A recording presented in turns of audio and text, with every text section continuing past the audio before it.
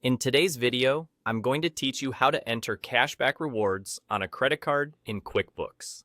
This process is relatively simple, but ensuring that you enter this information correctly will help you maintain accuracy in your financial records. Let's walk through the steps together. First, you'll want to begin by navigating to the top left corner of your QuickBooks interface. Here, you'll see a button labeled New. Go ahead and click on that. This action opens up a menu that offers a range of options for entering different types of transactions. From this menu, you'll want to select Credit Card Credit.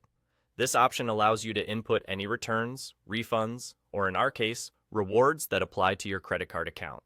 Next, look for the drop-down box labeled Banks/Credit Account.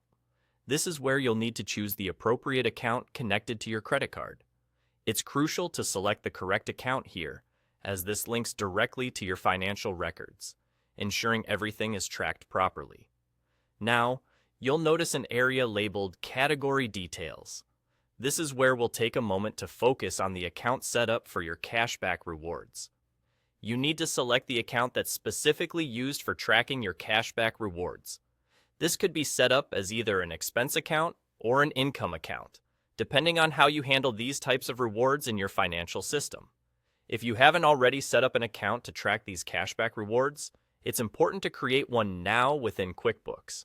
By doing so, you make sure that the influx from cashbacks is accounted for, allowing for more accurate financial reporting.